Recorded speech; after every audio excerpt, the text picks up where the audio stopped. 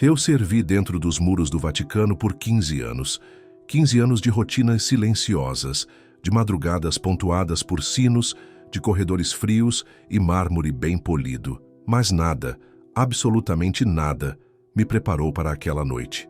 Não houve anúncios, nenhuma carta selada, nenhuma reunião inesperada. Era como se o próprio ar tivesse mudado, como se as paredes milenares do Palácio Apostólico tivessem, de repente, voltado a respirar, profunda, lenta, implacavelmente. Lembro de ouvir os passos do Papa Leão ecoando no corredor de mármore. 3 vezes.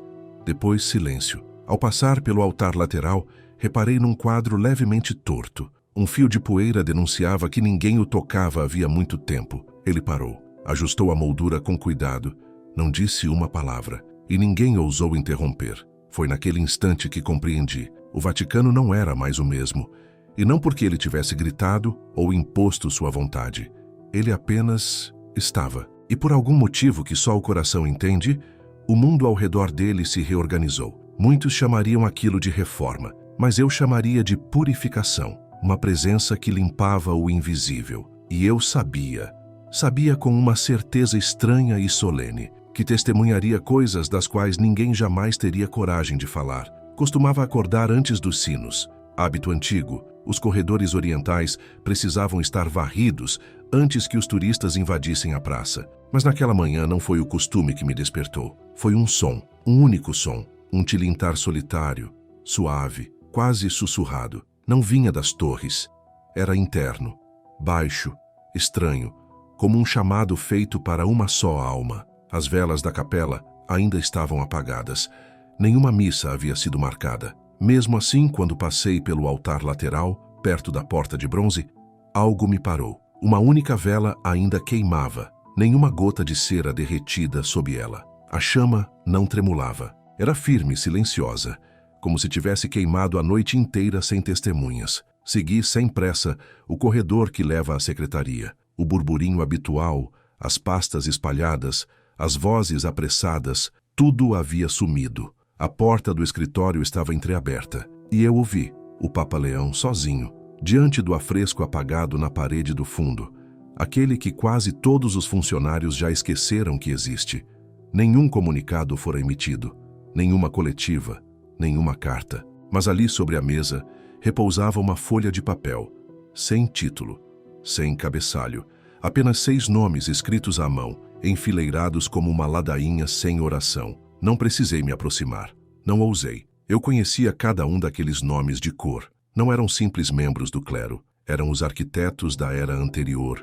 Sua mente, sua voz, sua respiração. E agora, talvez, sua despedida. Mas o que não consigo esquecer, o que às vezes ainda me acorda de madrugada, foi o que vi logo abaixo do último nome. Não havia assinatura, nem carimbo.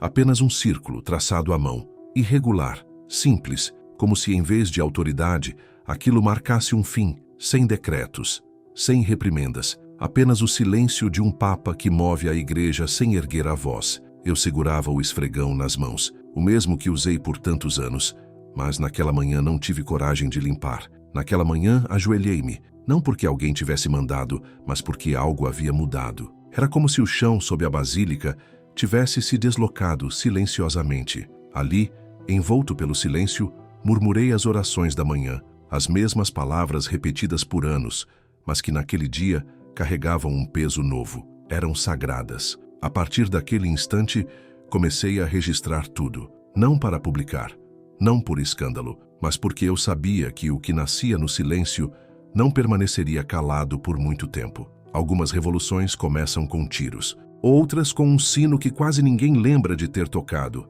exceto a alma para quem ele foi feito. Antes da batina branca, antes que seu nome fosse sussurrado por Roma com admiração e temor, ele era apenas o Padre Léo. Era assim que o chamávamos, com delicadeza, como se dizer seu nome alto demais pudesse despertar algo sagrado ou perigoso. Caminhava pelos corredores de mármore como uma sombra, sempre alguns passos atrás dos cardeais. Não falava a menos que fosse chamado, e quando falava, cada palavra parecia carregada de silêncio. Não era alguém que chamava atenção em fotos de grupo. Costumava se posicionar na borda, quase cortado pela moldura, olhos baixos, não por vergonha, mas por reverência. Pensávamos que lhe faltava ambição, como fomos ingênuos. Numa noite chuvosa, anos atrás, eu levava panos de altar por um dos corredores laterais quando o vi ajoelhado, sozinho, na capela apostólica. O Santíssimo havia sido exposto mais cedo para um bispo visitante. Desde então a capela estava fechada, ou pelo menos era o que todos acreditavam. Não sei como ele entrou. Estava descalço. Nenhuma vela acesa, nenhum incenso, apenas ele e o ostensório. Por 3 horas, ele permaneceu imóvel. Eu contei o tempo. Foi ali que senti pela primeira vez algo se mover ao redor dele. Não no ar, mas sob os meus próprios pés. Anos depois, quando foi eleito Papa Leão Fristini, o mundo reagiu com espanto. Quem era aquele homem? De onde vinha? Por que ele? A verdade é que ele nunca esteve ausente. Sempre esteve ali, escondido à vista de todos, como uma relíquia confundida com um móvel qualquer. Mas não se engane, ele observava, escutava e guardava tudo. Enquanto uns discursavam e convocavam coletivas de imprensa, Léo observava as portas que deveriam permanecer fechadas, lia os memorandos que ninguém mais se dava ao trabalho de abrir. Não se limitava a registrar os atos visíveis, mas os efeitos silenciosos da omissão. E no seu silêncio, ele lembrava. Lembro de ter ouvido certa vez um jovem sacerdote zombar dele no refeitório. Ele é apático demais para a política, disse rindo. Logo vai acabar esquecido numa biblioteca qualquer de Aveneu. Na hora pensei comigo, ele nunca viu uma tempestade que se move em silêncio. Hoje esse mesmo sacerdote estremece só de ouvir o nome de Léo ser mencionado. Ele não é um leão que ruge, é o leão que espera, escondido na relva alta, até que o momento certo chegue. E eu acredito com todo o meu ser que esse momento chegou. Subestimaram-no porque ele nunca buscou palco. Enquanto os outros erguiam púlpitos, ele assentava fundações. Enquanto eles lapidavam imagens públicas, ele esculpia uma visão firme como pedra. Uma igreja que não se dobra ao vento das opiniões, mas se ancora, teimosa e profundamente na verdade. Agora, o monge que habitava as sombras deu um passo à frente, não em busca de glória, mas para recolocar as coisas no lugar, para lembrar ao mundo que a santidade nem sempre chega com trombetas. Às vezes ela aparece descalça, sob a chuva, sem que alma viva perceba, exceto Deus. Começou como um sussurro atravessando as paredes. Um por um, os telefones começaram a tocar, mas nem todos foram atendidos. Há um ritmo não escrito dentro da vida vaticana, uma maneira precisa como mensagens chegam, como decisões percorrem camadas de batinas e silêncios. Mas naquela manhã, tudo saiu de compasso. Vi um monsenhor deixar seu gabinete pálido como linho, com o telefone ainda vibrando em suas mãos, marcado por uma conversa que ele jamais imaginou ter. Ao meio-dia, outros 3 cardeais deixaram de comparecer às reuniões habituais. Sem despedidas, sem explicações públicas, apenas ausências súbitas, como estrelas que se apagam no meio de uma constelação.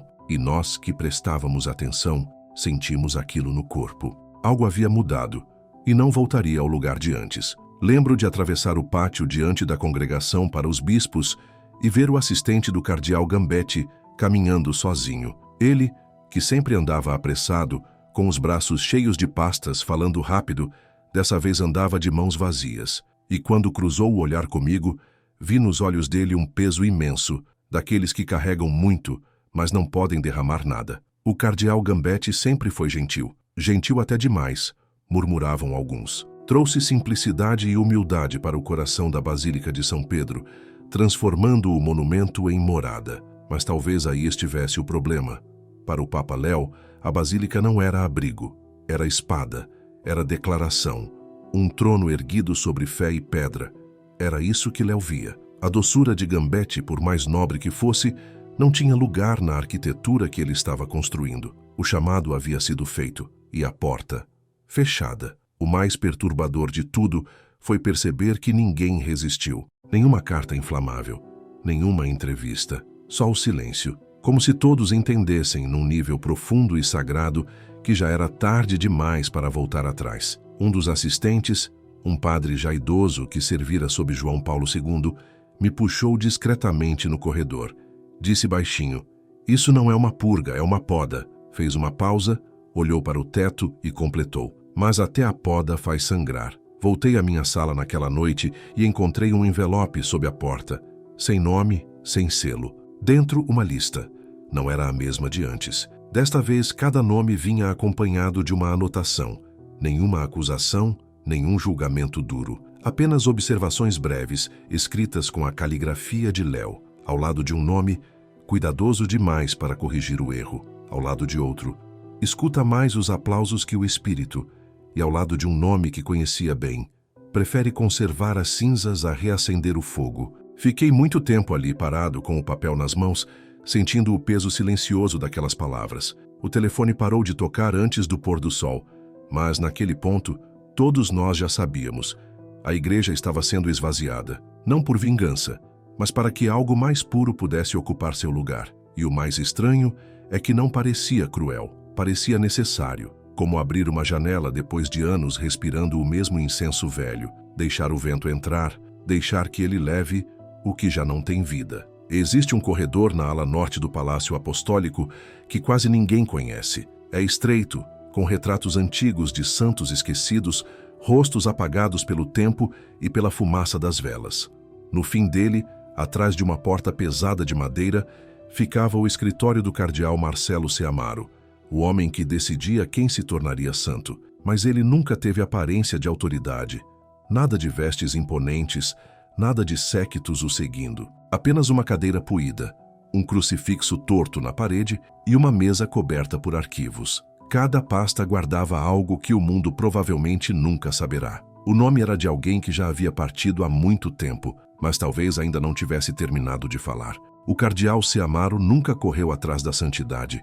Ele a escutava, e o que ouvia nem sempre era o que o mundo queria ouvir. Acreditava que o sagrado morava no pequeno, na mãe que perdoava em silêncio, no preso que rezava sozinho na escuridão, no zelador que nunca faltava à missa de domingo. Lia cada testemunho com os próprios olhos, por mais simples que fosse. Certa vez me disse, os maiores milagres são os que ninguém faz questão de contar. Mas o Papa Léo buscava outra coisa. Onde Ceamaro via o silêncio sagrado, Léo via uma chance perdida. O mundo, ele dizia, precisava de santos que gritassem, não no sentido literal, mas de figuras que captassem a atenção do planeta, que incendiassem os corações, não com gestos escondidos, mas com labaredas visíveis de longe. Ele não queria reformar o processo de canonização, queria despertá-lo. Aquele crucifixo pequeno e torto na parede do escritório de Ceamaro sempre me chamava a atenção. Não era torto de forma gritante, apenas um pouco inclinado. Uma vez perguntei por que nunca o alinhava. Ele sorriu e disse, porque a santidade quase nunca se encaixa na moldura que a gente prepara para ela. Quando ele se foi, o crucifixo também desapareceu. Nenhuma cerimônia, apenas um bilhete deixado sobre a mesa, escrito com sua letra firme, que encontrem o fogo, mas não esqueçam da fumaça que o carregou. Voltei depois procurando por aquele crucifixo. Encontrei-o encostado atrás de um armário, coberto de poeira, o cordão desfiado. Levei-o comigo, não como relíquia, mas como lembrete. Às vezes quem a gente põe de lado é quem manteve a moldura de pé. Às vezes, os santos que ninguém conhece são os que mantêm o céu voltado para nós. E às vezes, uma cruz torta é mais reta do que parece, porque aponta não para a perfeição, mas para as rachaduras por onde a graça entra. Ele sempre chegava antes. O cardeal Kevin Farrell aparecia antes mesmo das portas serem abertas, antes das luzes se acenderem, antes dos pássaros começarem seu canto matinal. Sua mesa era um altar de organização. Arquivos empilhados com precisão, compromissos cronometrados, o café sempre morno, nunca fervente. Comandava o dicastério da família como um relojoeiro. Meticuloso, impessoal, orgulhoso por manter os ponteiros girando, mesmo que ninguém mais sentisse o ritmo. Diziam que ele era eficiente, diziam que era seguro, diziam que havia construído uma ponte firme entre Roma e as famílias católicas do mundo. Mas a verdade, a ponte nunca chegou ao outro lado. Lembro de ter participado de um encontro com jovens casais católicos nos arredores da cidade. Eles pediram que alguém do Vaticano os representasse. O grupo de jovens casais católicos só queria alguém do Vaticano presente. Não pediram discursos nem decretos, só que alguém os ouvisse. Frel recusou. Disse que as diretrizes já haviam sido publicadas, que tudo o que precisavam estava nos documentos. Mas corações não leem normas. Casamentos feridos não procuram rodapés de página. E foi exatamente isso que o Papa Léo enxergou. Frel gerenciava pessoas. Léo queria alguém que as capacitasse. Na manhã em que o chamado chegou, Frel não demonstrou abalo. Permaneceu em sua cadeira, mãos cruzadas, postura impecável. Mas eu notei um único instante de mudança. Quando se levantou para fechar a porta atrás do emissário papal, sua mão demorou no trinco. Os nós dos dedos se esbranquiçaram. Depois, ele soltou. Aquele foi o verdadeiro momento. Não a reunião, não o ofício, mas aquela hesitação muda. Aquele gesto involuntário de quem tenta controlar antes de aceitar que é hora de deixar ir. A ironia não passou despercebida. O homem responsável pela pastoral dos leigos nunca soltou de fato o controle clerical. Dava cargos, sim, mas não poder. Escutava, mas filtrava vozes por estruturas rígidas, como se a santidade precisasse de tradução. Léo sabia que o mundo havia mudado. As mulheres católicas não queriam mais intérpretes, queriam ser ouvidas. Os jovens não buscavam gestão, queriam ser desafiados, inspirados, confiados. As famílias não ansiavam por novos decretos, precisavam de alguém que soubesse o que é estar exausto, o que é cair em tentação, o que é fracassar, e ainda assim ser chamado de santo. E então a mão que um dia segurou a chave do empoderamento leigo se fechou, silenciosamente, com respeito, mas de forma definitiva. Do lado de fora do escritório, o corredor permaneceu em silêncio. Nenhum jornalista, nenhuma cerimônia. Apenas eu, o zelador, varrendo o chão. Recolhi um programa rasgado de uma conferência familiar que ninguém do gabinete de Frel havia sequer comparecido.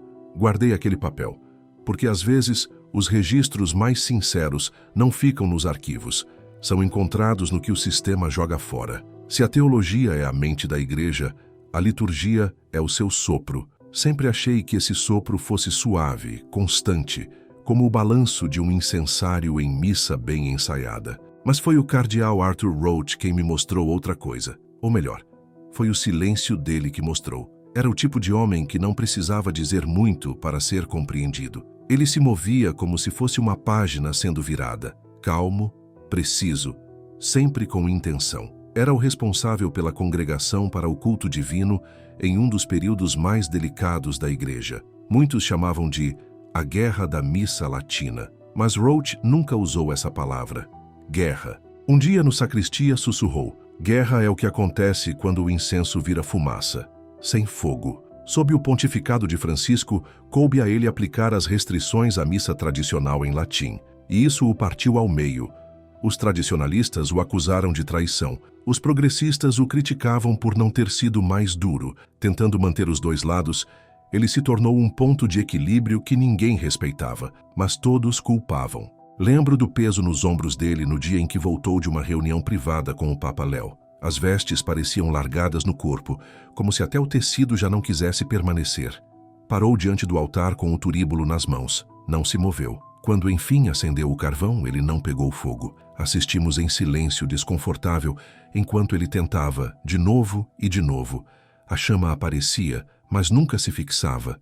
Por fim, soltou o fósforo, virou as costas e foi embora. Os carvões nunca acenderam. Ouvi rumores de que Léo o considerava demasiado ferido pelos conflitos, que ele precisava de alguém que não apenas seguisse ordens, mas que soubesse curar feridas. Léo desejava uma liturgia que unisse, não que dividisse, que honrasse a tradição, não por nostalgia, mas por reverência, e que ainda respirasse o ar fresco do presente. Roach tentou segurar a fumaça com as próprias mãos, mas liturgia, como a santidade, não pode ser agarrada. No último dia, passei por sua sala e vi a gaveta aberta. Quase nada restava. Um cálice amassado na base, um missal latino com anotações nas margens, algumas riscadas, outras sublinhadas com firmeza. Mas o que me chamou a atenção foi a marca de cinza em sua gola, não vinda de lareira, mas de seus próprios dedos. Talvez uma cruz traçada e depois esquecida. Ele não se despediu, mas aquela cinza ficou. Um último gesto litúrgico, não falado, não cantado, mas vivido. Um lembrete de que até quem tropeça sob o peso do sagrado deixa atrás de si vestígios de santidade. Hoje, toda vez que o turíbulo balança e a fumaça sobe, eu me pergunto, de onde vem esse fogo? E quem ainda carrega as cicatrizes de ter tentado acendê-lo? Lembro claramente do dia em que o manuscrito chegou. Um volume espesso, encadernado em linho carmesim, letras douradas gravadas na capa, sobre a complexidade do amor. Sem página de título, sem prefácio, apenas um bilhete preso na frente. Leia devagar. Ou então não leia. A caligrafia era inconfundível. Cardeal Victor Manuel Fernandes. Ele era o teólogo de confiança do Papa Francisco. A pena por trás das mensagens pastorais. O arquiteto da nuance. Enquanto outros escreviam doutrina como quem ergue paredes, Fernandes pintava com sombra e luz. Ele escrevia com nuances de misericórdia. Acreditava que a teologia devia se inclinar para os feridos, falar com doçura ao pecador e jamais responder com rigidez a perguntas feitas por corações ainda trêmulos. Tive a chance de ouvi-lo falar uma vez. A voz era baixa, as mãos sempre cruzadas nas costas, como se carregasse um peso que nunca pôde dizer em voz alta. Deus fala nas notas de rodapé, disse ele certa vez, nas margens que a gente não lê do púlpito. Mas Léo lia as margens de outro jeito. Quando Fernandes lhe entregou o manuscrito, Léo o recebeu em silêncio, levou-o para o escritório, fechou a porta e o deixou num canto da mesa, intocado. Ficou lá por 3 dias. No quarto, desapareceu. Não houve conversa, nenhuma resposta. Apenas um silêncio denso o bastante para ser, por si só, um tipo de juízo. Algum tempo depois, encontrei uma única página do manuscrito dobrada dentro do missal da sacristia. Nunca soube como foi parar ali. A frase dizia: santidade não é clareza. É a disposição de caminhar com o outro em meio à sua confusão. Ao lado, rabiscado com letra firme e mais escura: mas se os dois caminham às cegas, quem guia? Léo não era contra a misericórdia, mas exigia clareza. Sua voz não tremia. Seus ensinamentos não pediam interpretação. Acreditava que as ovelhas precisavam de um pastor, não de um estudioso debatendo qual trilha machucava menos. O anúncio de sua saída foi discreto. Fernandes foi realocado. Nenhum escândalo, nenhuma ruptura. Apenas uma mudança de direção. Mas para quem entendia a linguagem do poder, era evidente. A era das notas de rodapé havia acabado. Começava a era dos pilares. Antes de partir, Fernandes doou uma estante à Biblioteca do Vaticano. Preencheu-a com volumes de teologia moral, cuidado pastoral, discernimento espiritual, mas deixou o último espaço, na fileira de baixo, vazio. Abaixo dele, uma etiqueta escrita à mão, reservado para o que nunca foi escrito. Voltei muitas vezes àquela prateleira, não para pegar livros, mas para encarar o vazio. Aquele espaço dizia mais que uma biblioteca inteira de tratados. Às vezes, o que um teólogo grita ao mundo é justamente o manuscrito que ninguém jamais vai ler. Ele nunca levantava a voz, e também nunca precisou. Nos corredores longos da diplomacia, onde cada palavra é um fio e cada silêncio é um ponto de costura, Parolene era um alfaiate de precisão. Costurava com delicadeza o que outros haviam rasgado. Sob o pontificado de Francisco, intermediou acordos quase impossíveis, sustentou tréguas frágeis, equilibrou a presença da igreja em lugares onde dizer o nome de Cristo já era um risco. Seu gabinete era feito de paciência e papel envelhecido. As prateleiras estavam repletas de fotos emolduradas com embaixadores. China, Rússia, Venezuela, Sudão. Acreditava na paz construída devagar, na arte sagrada da espera, em estar em toda parte sem jamais chamar atenção. Léo não acreditava em nada disso. Não era pessoal. Ele respeitava a inteligência de Parolene, mas o mundo estava mudando. E aos olhos de Léo, a neutralidade havia deixado de ser virtude. O mal já não se escondia.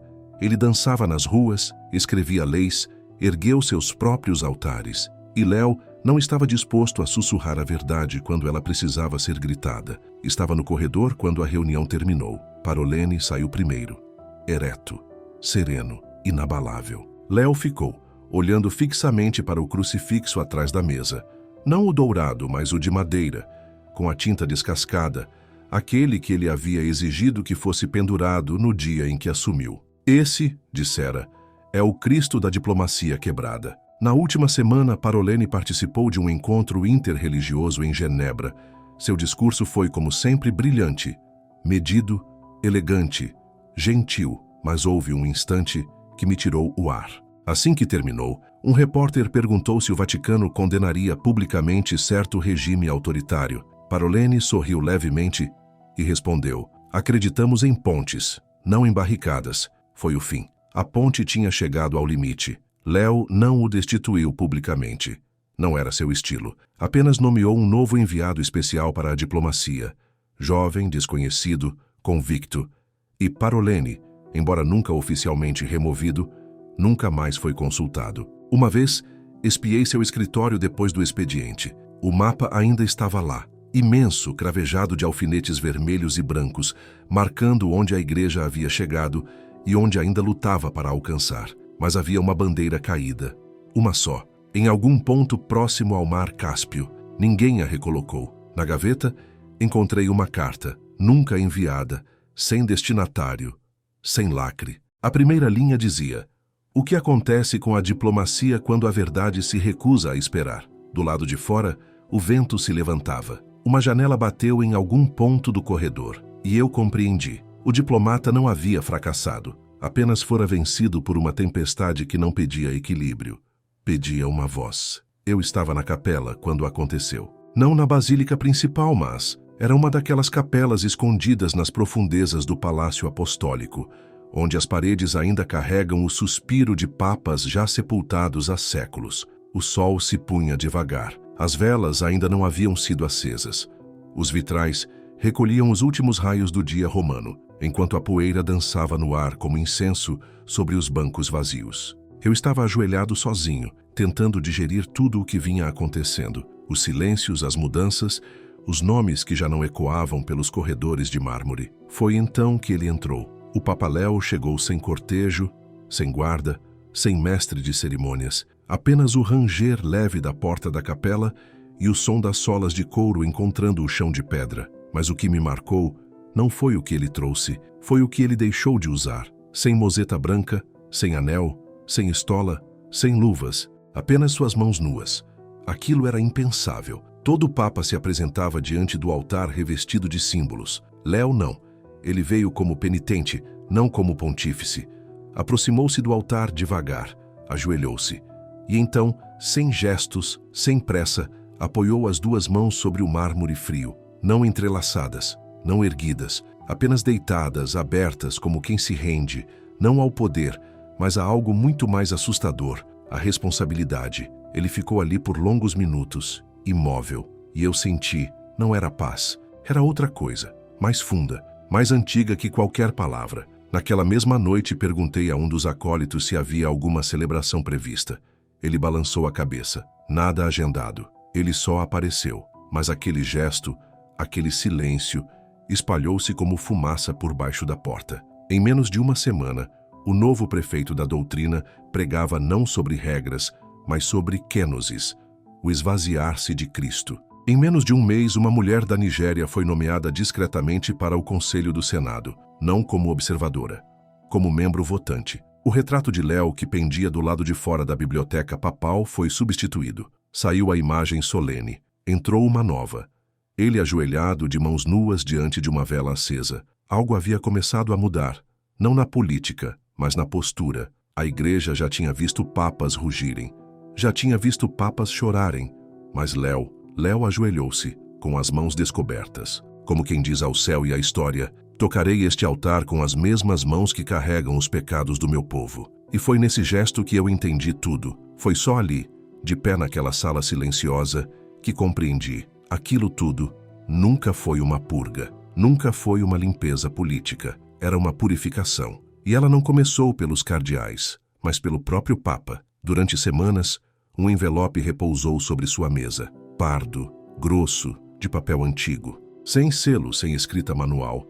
Apenas uma linha impressa no verso. Abrir quando tudo estiver em silêncio. Vi aquele envelope pela primeira vez após uma entrega de rotina. Os papéis haviam sido organizados, o tinteiro tampado, mas ele sempre permanecia ali, perfeitamente alinhado à borda da mesa, como se colocado com cuidado cerimonial, e não por pressa. Certa vez, perguntei ao secretário o que era. Ele respondeu que o Papa nunca havia dito nada. Apenas o afastava toda manhã e o colocava de volta ao anoitecer. Quando o último cardeal foi transferido, quando a última ligação se encerrou sem alarde, quando a basílica se habituou ao novo ritmo, voltei àquele escritório. Estava vazio. A janela aberta deixava a cortina rendada respirar, como se fosse a própria igreja. Sobre a mesa repousava um bilhete, com a caligrafia firme e contida de Léo. Não temas o silêncio. É ali que a voz nasce. Ao lado, o envelope. Não sei por que fiz o que fiz. Talvez por dever, talvez por fraqueza, mas abri. Dentro havia apenas 3 coisas. A primeira, uma fotografia antiga, em preto e branco. Um jovem Léo, ainda padre, ajoelhado ao lado de um homem idoso em uma cama de hospital. Nenhuma legenda, nenhum nome. Só o modo como sua mão repousava sobre o pulso do homem. O polegar suavemente pressionando, sentindo, ouvindo. A segunda, uma única conta de um terço partido. Madeira escura, gasta pelo tempo. No cordão, uma mancha de sangue seco, velha. Não sei de quem, nem quero saber. A terceira, uma linha escrita à mão trêmula. Se for preciso removê-los, que seja para que seus corações não voltem a mim, mas a ele. E era isso. Nada de manifestos, nenhuma declaração de vitória. Apenas uma prece disfarçada. Foi naquele instante que compreendi. Nunca se tratou de poder, nem mesmo de clareza. Tudo aquilo era sobre retorno. Cada dispensa, cada silêncio, cada mudança. Era um convite para voltar, para recordar o pulso, para sentir a oração novamente. Léo não reformou o Vaticano para torná-lo mais forte. Ele o quebrou para que a luz pudesse entrar. Fiquei ali, com a conta de terço numa mão, a foto na outra e o envelope vazio diante de mim. Lá fora, os sinos começaram a tocar. Não por um fim, mas por algo que, enfim, acabava de começar.